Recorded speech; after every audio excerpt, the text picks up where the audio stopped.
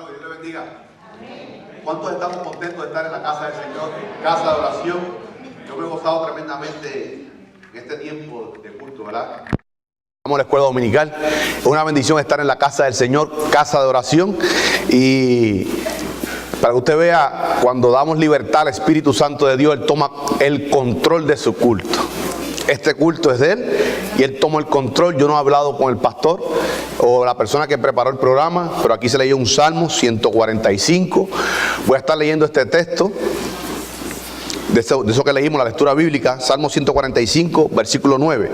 Bueno es Jehová para con todos, y sus misericordias sobre todas sus obras. Básicamente es un mensaje que tenemos para hoy, que Dios ha puesto, ¿verdad?, en nuestro espíritu, en nuestro corazón, sobre la oración y obra evangelística. Y no queremos violentar el texto sagrado. Creemos, reconocemos en la soberanía de Dios, creemos en la doctrina de la elección de Dios, eso es bíblico, creemos en la predestinación de Dios, eso es bíblico, pero también creemos en la libre gracia de Dios. Básicamente este es el mensaje que tenemos para hoy. Voy a pedirles que mantengan sus Biblias abiertas. Primera carta a Timoteo, capítulo 2, versículo 3 al 6. Y le voy a pedir que mantengan la Biblia abierta en ese pasaje bíblico. Primera carta a Timoteo, capítulo 2, versículo 3 al 6. Vamos a estar dando algunos otros versículos de esta misma carta y vamos a estar citando varios versículos. No sé si el hermano Julio podrá poner aquí los versículos, pero al menos usted escuche la palabra, anote. Queremos redimir el tiempo, tenemos solamente 30 minutos, vamos a tratar en 30 minutos hacer esta exposición bíblica, así que vamos a estar leyendo algunos textos. Usted al menos sigue la lectura y los anota. ¿Por quién debemos nosotros, la iglesia, de orar? ¿Y a quiénes predicar las buenas nuevas de salvación? Creemos en la doctrina de la elección, creemos en la predestinación de Dios y sobre todo creemos en la soberanía de Dios. Pero ese apartado pertenece a Dios, no a usted ni a mí. Nosotros estamos llamados a predicar las buenas nuevas de salvación a todos los hombres. Primeramente, no sabemos quiénes son los escogidos de Dios. No sabemos quiénes van a responder por la misericordia y gracia de Dios. Por tanto, estamos llamados a hacer rogativas, oraciones y predicar las buenas nuevas de salvación que solo son en Cristo Jesús. Damos lectura, primera de Timoteo, capítulo 2. Versículo 3 al 6. Dice la palabra: porque esto es bueno y agradable delante de Dios nuestro Salvador, el cual quiere que todos los hombres sean salvos y vengan al conocimiento de la verdad. Porque hay un solo Dios y un solo mediador entre Dios y los hombres, Jesucristo hombre, el cual se dio a sí mismo en rescate por todos, de lo cual se dio testimonio a su debido tiempo. Oremos. Amantísimo Dios y Padre Celestial, venimos nuevamente delante de tu presencia, Padre Santo, delante del trono de gracia, Padre de la gloria. Hemos leído tu palabra, gracias por ella, gracias por el mensaje, tu palabra que es eficaz y eficiente, Padre Santo. Te rogamos en esta hora que seas tú hablando a través de mi persona, Padre de la gloria, que yo mengüe en este lugar y que tú crezcas, Padre Santo. Evita, no permitas palabras de orgullo de hombre de mi boca, Padre Santo. Sé tú hablando a través de este humilde mensajero, Padre Santo. Que en lo que aquí se hable, Padre Santo, seas tú glorificado y nosotros, tus hijos, seamos bendecidos, Padre de la gloria.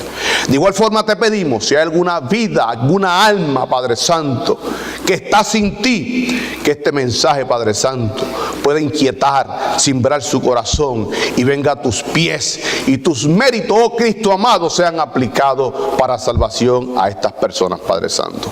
Ayúdanos a interceder en esta hora, Padre Santo, y que tú seas glorificado. Te damos gracias en el nombre de Jesucristo. Amén. Hermanos, en este pasaje vamos a estar viendo 4 razones de por qué nosotros hacer la oración evangelística, y no solamente la oración evangelística, sino también la obra evangelizadora. Vamos a estar viendo primeramente que esta oración, esta obra evangelística concuerda con el deseo de Dios, número 1. Número 2, que esta oración evangelística, esta obra evangelística refleja la unicidad de Dios, de ese Dios triuno. Número 2, que esta obra evangelística, oración, concuerda con la persona de Cristo. Y número 4, de que esta obra, esta oración evangelística refleja la plenitud de la expiación de Cristo. Primeramente tenemos que dar un preámbulo para que podamos entender estos versículos. Capítulo número 1 de esta carta, Pablo está atacando a los falsos maestros, a los herejes que estaban introduciendo doctrinas destructoras en la iglesia. Pablo escribe esta carta a su amado hijo en la fe, su hijo espiritual, Timoteo, quien fue llamado como pastor, aunque un tiempo hizo la obra de evangelista. Por eso decimos a nuestros hermanos y amigos, estamos trabajando en una labor hoy, no sabemos cuál es nuestro llamado. La obra evangelística no fue el llamado de Timoteo. El llamado de Timoteo era para pastor, pero hizo un tiempo de evangelista. Por tanto, en este tiempo Pablo le escribe exhortándole que estuviera pendiente a estos falsos maestros, que cuidara la sana doctrina y sobre todo que se cuidara de sí mismo. Vemos en el capítulo número 2, del 1 al 7, Pablo está atacando a estos falsos maestros y pide que se hagan rogativas y acciones de gracia. Dice que por todos los hombres, versículo número 1, 2:1, exhorto ante todo a que se hagan rogativas, oraciones, peticiones y acciones de gracia por todos los hombres. 2, por los reyes de la tierra y por todos los que están en eminencia, para que vivamos quieta y reposadamente en toda piedad y honestidad. Tenemos que ir al contexto de este imperio romano que estaba en el poder para este entonces. Pablo está diciendo, aún por ellos, los que reniegan de Jesucristo, oremos por ellos, para que Dios tenga misericordia. Ahora, todo esto, hermano, va a culminar, capítulo número 1, capítulo número 2, que es yo diría, el pasaje central, los 2 o 3 versículos centrales de esta primera carta a Timoteo, capítulo 3, versículos 14 y 15. Primera Timoteo, capítulo 3, versículos 14, 15 y 16. Dice, esto escribo, aunque tengo la esperanza de ir pronto a verte. 15. Para que si tardo, sepas cómo debe conducirte en la casa de Dios, que es la iglesia del Dios viviente, columna y baluarte de la verdad. Indiscutiblemente grande es el misterio de la piedad. Dios fue manifestado en carne, justificado en el Espíritu, visto de los ángeles, predicado a los gentiles, creído en el mundo, recibido arriba en gloria. Gloria a Dios, aleluya. Por tanto, Pablo le escribe esta carta para que se hagan rogativas, peticiones, acciones de gracia por todos los hombres. ¿Sabe por qué, hermano? Sabemos que hay unos escogidos de Dios de antemano, desde antes de la fundación del mundo. No sabemos quiénes son los escogidos de Dios. No sabemos quiénes han sido predestinados. La labor suya y la obra de nosotros como iglesia es predicar el evangelio a toda la criatura, a toda la creación de Dios. Leímos en el Salmo 100 que leímos anteriormente. Ahora, 4 razones principales de esta oración evangelística y de esta obra evangelística. Primeramente, esta obra y esta oración evangelística concuerda con el deseo de Dios. Versículos 3 y 4, vamos a hacerlo de manera expositiva. Dice el 3 y 4, 1 Timoteo capítulo 2. Porque esto es bueno y agradable delante de Dios nuestro Salvador, el cual quiere que todos los hombres sean salvos y vengan al conocimiento de la verdad. Hermano, debemos orar primeramente porque esto está de forma imperativa. No solamente Pablo habla en Efesios 6, 18. Dice que orando en todo tiempo, con toda oración y súplica en el Espíritu. Y velando en ello con toda perseverancia y súplica por todos los santos de la iglesia. Pablo está diciendo aquí en Efesios, tenemos que orar y ser diligente, estar perseverando en esa oración por los santos de la iglesia. Ahora, en estas cartas pastorales, que son el fundamento de la conducta para usted y para mí, en la casa de Dios, y esa casa de Dios se refiere a la iglesia de Cristo. No solamente como discutíamos en la escuela dominical, cuando estamos aquí y venimos a levantar manos y abrir labios, sino la casa de Dios. Iglesia de Cristo 24/7. Que las personas allá afuera vean, no por nuestro hablar, no porque hablamos de Cristo, sino porque vivimos a Cristo en espíritu y en verdad. Por tanto, el apóstol dice que hagamos ruegos, súplica, porque esto es bueno y agradable delante de Dios. Y ese testimonio debe fluir desde la casa de Dios. Y esa casa de Dios, hermano, es cada uno de nosotros, que conformamos esa iglesia. Y esa rogativa, ese evangelio, ese Cristo glorificado debe ser manifestado en la vida suya, en la vida mía, como hijos de Dios. Hechos 1:8. Pero recibiréis poder cuando haya venido sobre vosotros el Espíritu Santo. Eso fue en Pentecostés. Una sola vez en la historia de la iglesia. Subsecuente a cada persona que viene a los pies de Cristo, esa persona creyente, arrepentido, depositado su fe en Cristo, es bautizado, sellado con el Santo Espíritu de Dios. Por tanto, si usted es un creyente, ya usted fue investido, sellado por el Santo Espíritu de Dios. Dice, y ustedes que han creído en Jesucristo, que han sido sellados con mi Santo Espíritu, dice, y me seréis testigo en Jerusalén, en toda Judea, en Samaria y hasta lo último de la tierra. Y aquí hemos hablado con nuestros hermanos de la escuela dominical de que en la profecía, cuando se habla de tierra, habla de Palestina. Pero aquí Jesucristo está hablando de su evangelio universal. Está hablando de todo el globo terráqueo. Mateo 28:20 dice, la gran comisión: id y haced discípulos de todas, no solamente Israel, de todas las naciones. Expansivo el evangelio de Jesucristo. Ahora, hay otra oración. Dice, Dios, ese que se agrada por las oraciones y peticiones, el que quiere que todos los hombres sean salvos, dice, Dios nuestro Salvador. Y ese nuestro, hermano, es personal.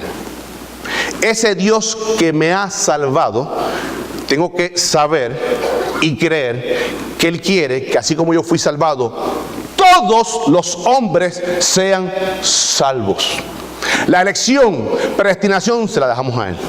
Nuestra obra es orar por todo el mundo y predicar el evangelio de forma imperativa por el Señor Jesús a todas las criaturas. Por tanto, tenemos que explicar esto, hermano. No estamos hablando de universalismo. Estamos hablando del evangelio universal para todo el mundo. Me explico. Hay una teología que dice que hay salvación universal para todo el mundo, que solamente se pierde, pastor, el que rechaza la gracia de Dios. Eso no es consecuente con la Biblia.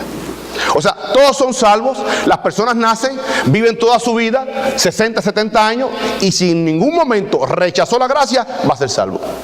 No, estamos hablando de que el evangelio es para que alcance potencialmente a todos los hombres. Ahora, Cristo murió en la cruz del Calvario, haciendo potencialmente salvable a cualquiera.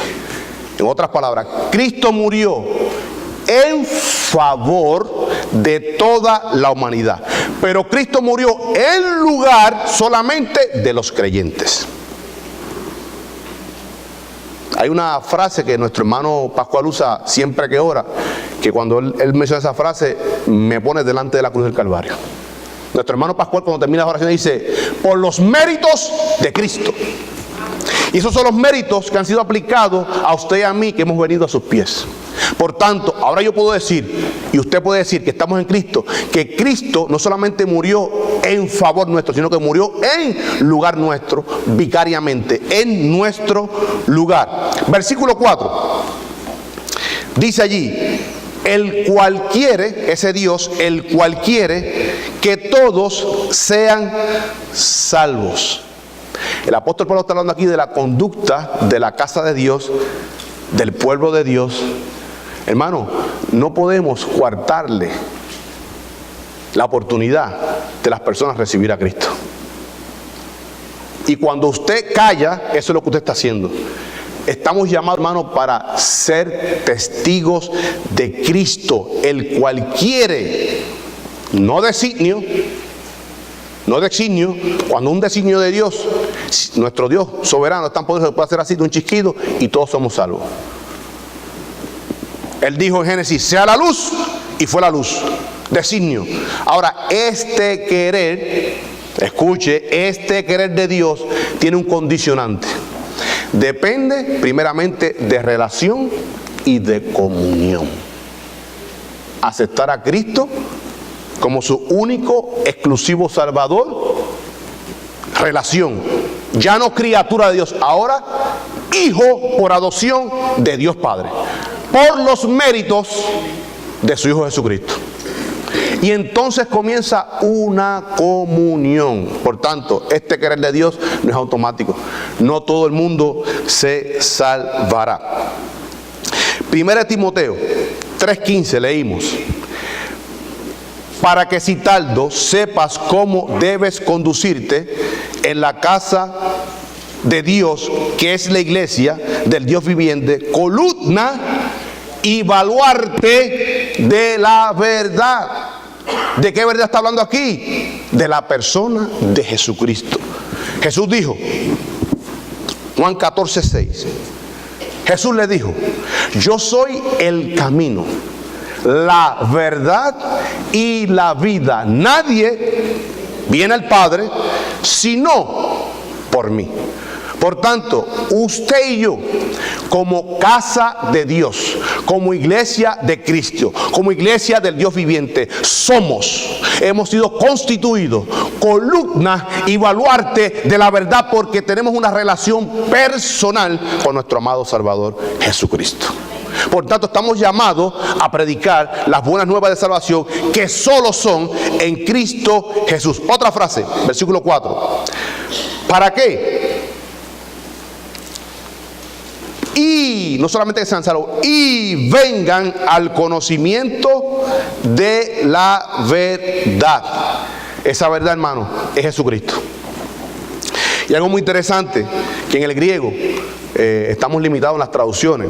Dice: el cual quiere que todos los hombres sean salvos y vengan al conocimiento de la verdad.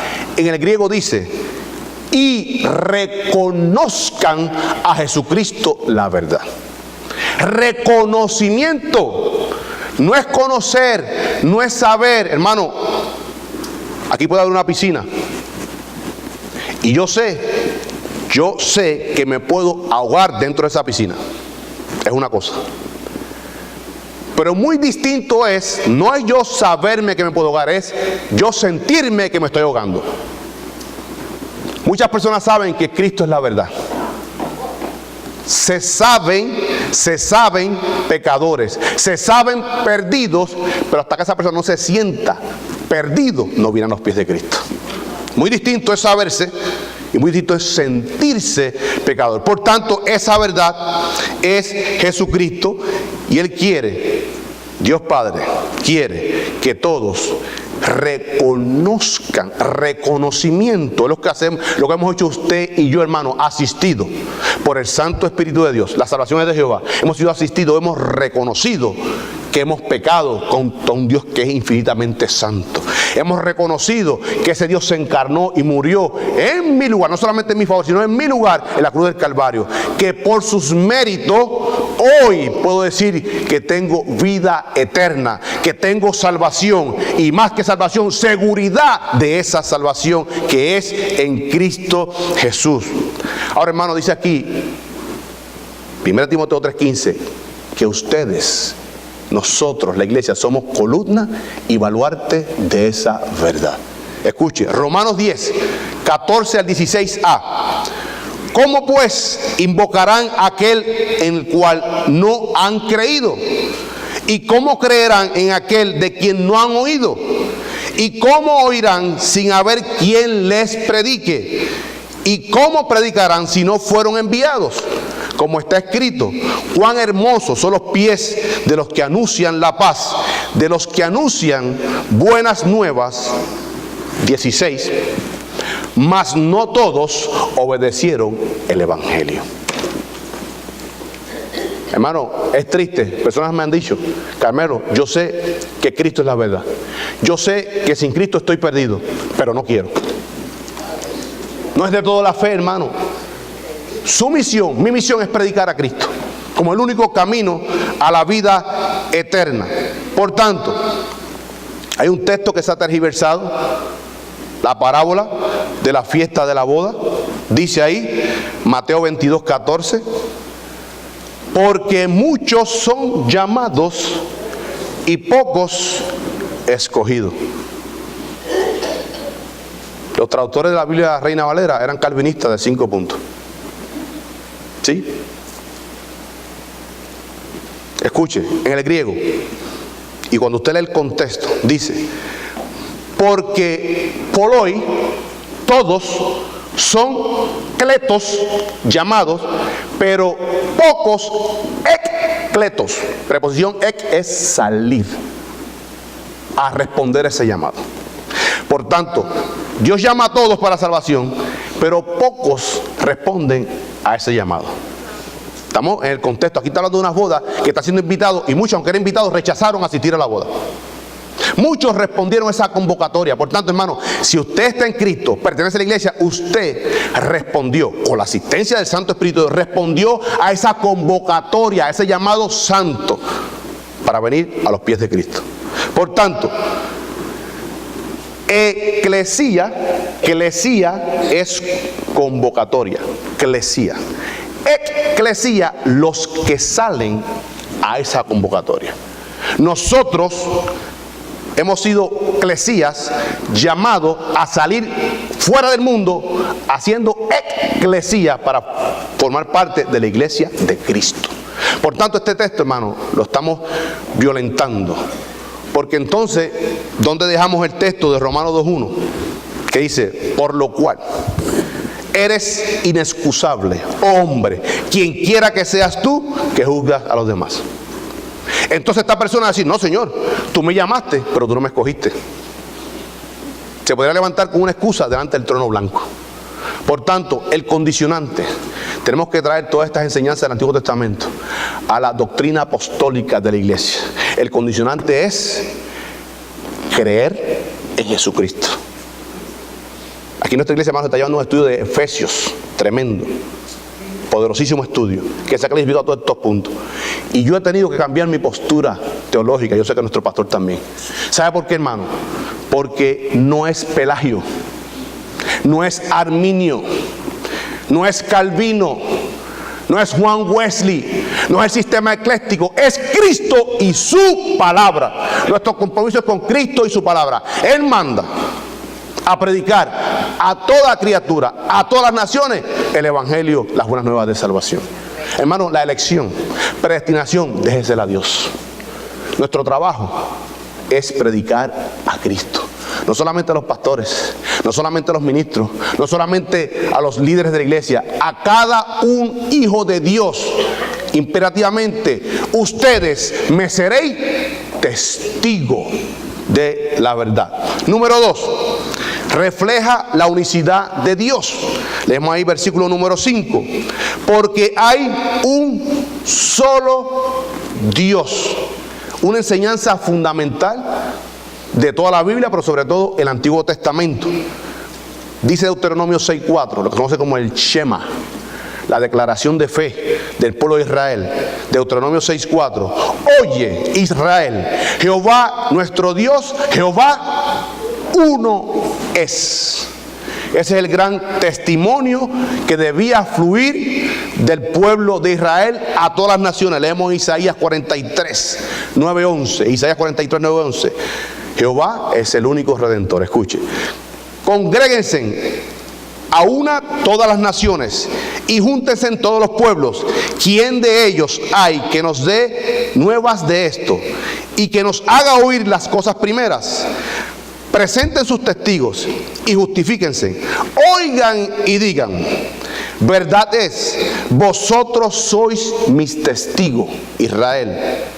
Dice Jehová, y mi siervo que yo escogí, para que me conozcáis y creáis y entendáis que yo mismo soy. Antes de mí no fue formado Dios en minúscula, ni lo será después de mí.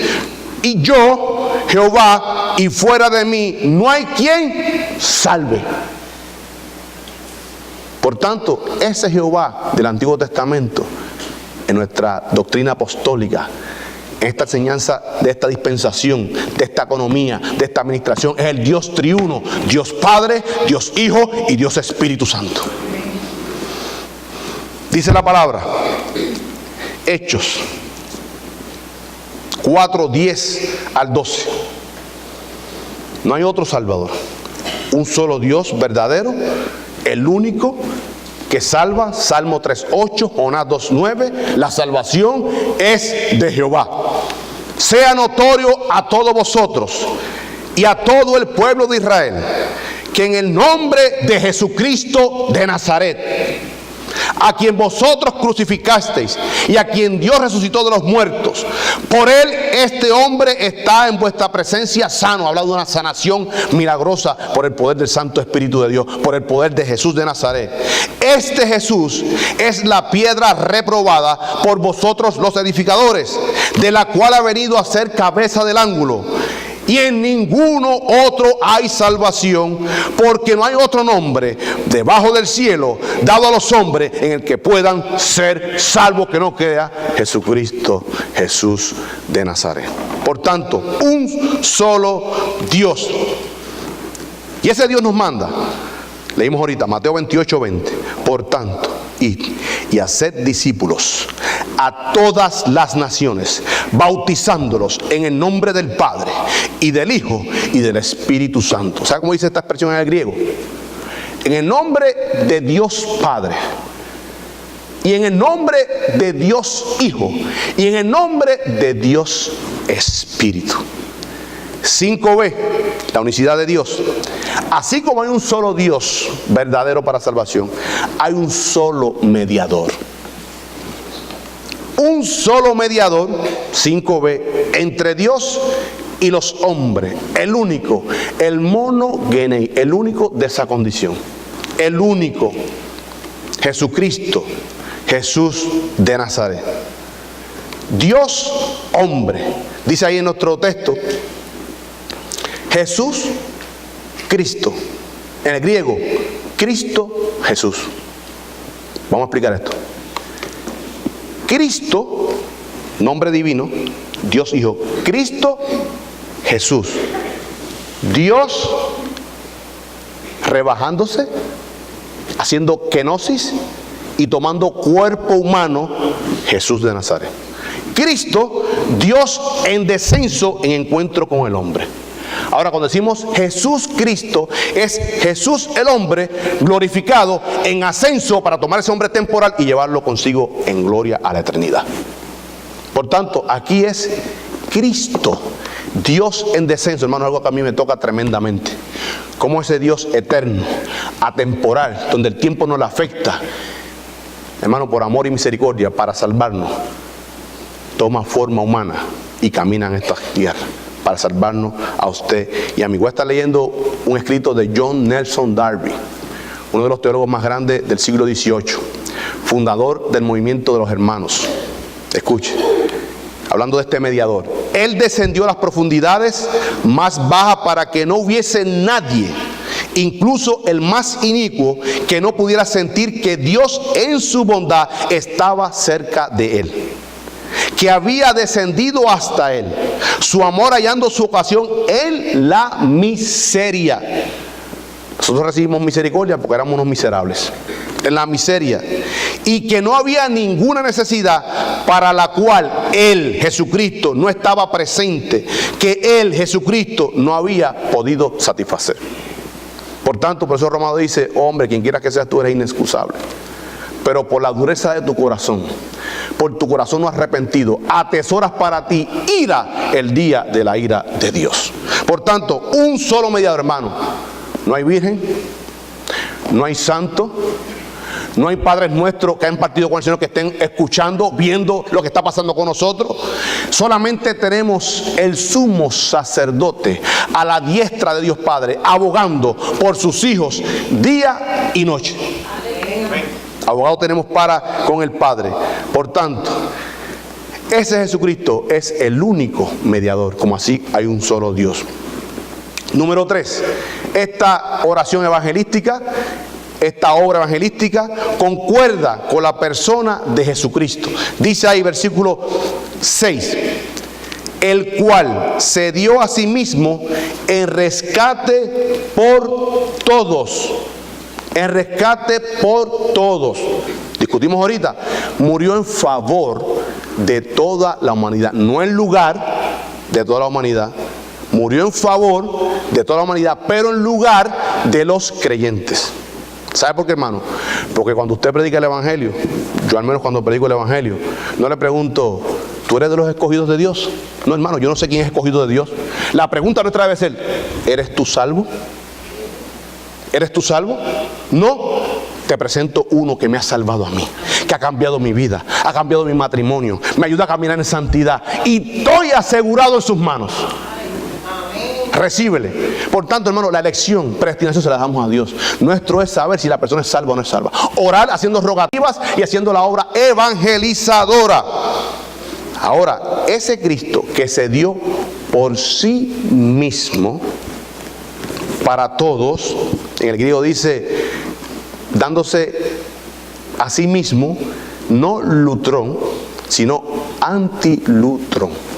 No solamente que Él pagó el rescate, hermano, lo grande de la redención. No solamente que Cristo pagó el rescate, Él mismo, por sí mismo, fue la ofrenda, el sacrificio para cumplir con la ira divina de Dios. En lugar de los creyentes, en favor de todo el mundo. Por tanto, estamos llamados a predicar el evangelio a toda la criatura y reconociendo, hermano, que el llamado es universal. El evangelismo es universal. Terminando Apocalipsis 22:17, hablando de la venida de Cristo, hablando de la segunda venida de Cristo. Por eso decimos, hermano, hoy es el día de salvación. Apocalipsis 22:17 dice: y el Espíritu y la esposa, que es la iglesia, dicen, y el que oye, diga, ven, y el que tiene sed, venga, y el que quiera, tome del agua de vida gratuitamente. Aleluya, gloria a Dios. Corresponde a nosotros, hermanos, predicar esas buenas de salvación. Jesús dice en Marcos 16:15, me encanta la gran comisión, como la proyecta Marcos, intensiva. Dice, y les dijo Jesús: id por todo el mundo y predicad el evangelio. Dice ahí, solamente a los escogidos. Dice, a toda criatura. A toda criatura, hermano, porque yo no sé quién son escogidos, usted tampoco. Por tanto, Cristo murió bíblicamente en favor de todos, aún, escuche, aún de los falsos pastores, aún de los falsos maestros. Segunda carta de Pedro, 2:1, escuche, 2:1, 2 de Pedro 2:1. Pero hubo también falsos profetas entre el pueblo. Está apuntando al Viejo Testamento. En nuestro pueblo, nosotros como judíos, hubo falsos profetas en aquel entonces, en aquella dispensación, en aquella administración, en aquella economía. Dice: como habrá entre vosotros en la iglesia falsos maestros, que introducirán encubiertamente, secretamente, herejías destructoras. Hermano, ¿quién es el destructor en la Biblia? Satanás, quien vino a matar, robar y destruir. Pero escuche, dice: y aún estos falsos maestros negarán al Señor que los rescató, atrayendo, como lo niegan, atraen sobre sí mismo destrucción repentina. O sea, Jesús murió en la cruz del Calvario en favor aún de los falsos maestros. Un falso maestro se arrepiente, entonces, como dice nuestro hermano Pascual, los méritos de Cristo son aplicados a esa persona, es lavado con la sangre de Cristo, sellado con su Santo Espíritu y tiene seguridad de salvación, vida eterna, que el único que la puede dar es Cristo, el único mediador entre Dios y los hombres. Ahora, terminando, hermano, dice ahí, este cuarto punto que refleja la plenitud de la expiación de Cristo, universalidad en esa expiación. Escuche, escuche, nuestros hermanos calvinistas que ven estas predicaciones son hermanos nuestros en Cristo, respetamos su postura. Cristo murió ilimitadamente, escuche, quiero ser claro, Cristo murió ilimitadamente, potencialmente haciendo salvable a cualquiera. Ahora, murió limitadamente en cuanto a aplicación, porque no es de toda la fe, no todos se salvarán, ¿verdad que sí? En cuanto a aplicación, limitada. En cuanto en favor, ilimitada para todos los hombres. Ahora dice ahí, 2:6, al final, ve, de lo cual se dio testimonio a su debido tiempo. Pablo está hablando aquí de Gálatas 4:4 y 5, leemos allí. Pero cuando vino el cumplimiento del tiempo, Dios envió a su Hijo, nacido de mujer y nacido bajo la ley, para que redimiese a los que estaban bajo la ley. ¿Quiénes están bajo la ley? Todos, no solamente los elegidos, todos. Efesios, pastor, 1:4 dice que fuimos escogidos desde antes de la fundación del mundo. Pero el mismo Efesios capítulo dice que nosotros éramos igual que todos los demás. Aún los escogidos tienen que venir al arrepentimiento. La elección de Dios, predestinación, es a través de Cristo. Es en Cristo. De que recibiésemos, a fin de que recibiésemos adopción de hijos. Usted y yo éramos impíos. Ahora podemos ser llamados por la gracia, misericordia, amor de Dios, hijos e hijas de Dios. Por tanto, Pablo está hablando aquí, primera carta de Timoteo. Escuche, si hay un hermano nuestro aquí, amigo, que no está en Cristo, que no es salvo, Cristo murió en favor tuyo en la cruz del Calvario. Esa muerte de Cristo en lugar tuyo es aplicable cuando tú vienes a los pies de Cristo arrepentido, humillado, reconociendo que has pecado contra un Dios que es eternamente santo, y es el único que te puede llevar a salvación, el único que te puede librar de la ira venidera. 1 Timoteo, hermano, busquen su Biblia, 1 Timoteo 4:9, terminamos con esto, 4:9 al 11. Primera carta a Timoteo 4:9 al 11. Bíblicamente, murió en favor de todos, vicariamente, en lugar solamente de los creyentes.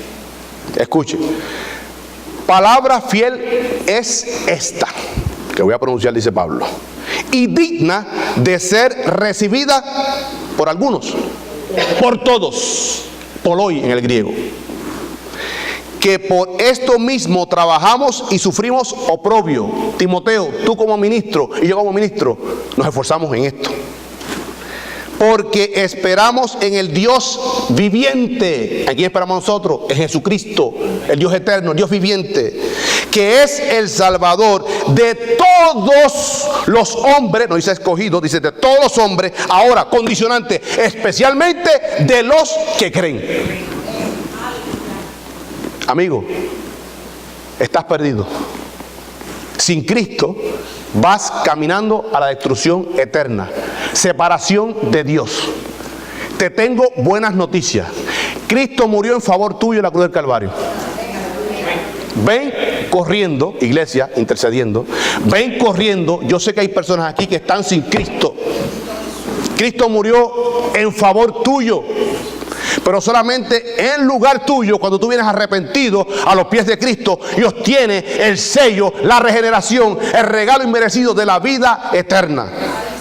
Te digo, hoy es el día de salvación. Cristo murió en lugar de todos los hombres, pero especialmente, primordialmente, primeramente de los que creen. Amigo, hoy es el día de salvación. Tú no sabes lo que podrá pasar cuando salgas de esa puerta para allá. Cristo te está llamando.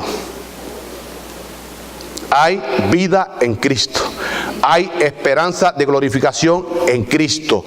Hoy es el día de salvación. Por tanto, iglesia, oremos no solamente por nuestros hermanos, oremos también por todos los hombres, porque es el deseo de Dios de que todos sean salvos. Si creen o no creen, eso es problema de la persona. Usted y yo estamos comisionados imperativamente a predicar las buenas nuevas de salvación. ¿Hay alguna persona aquí que está sin Cristo y quiere recibir a Cristo en esta tarde? ¿Hay una alma aquí que está sin Cristo, que va de camino al infierno, a la destrucción eterna? Cristo te está llamando. Cristo te está hablando.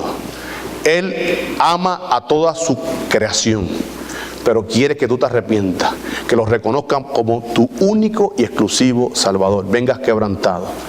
Escucha, para terminar, no estás rechazando una invitación. Mi Señor, nuestro Señor no invita, nuestro Señor manda. Por tanto, no estás rechazando una invitación, estás quebrantando un mandamiento: venid a mí.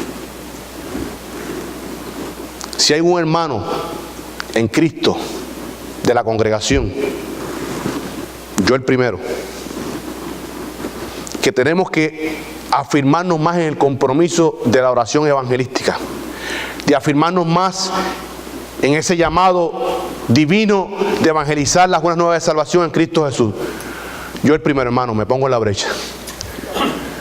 ¿Quiénes necesitan que el Señor obre poderosamente en nuestras vidas?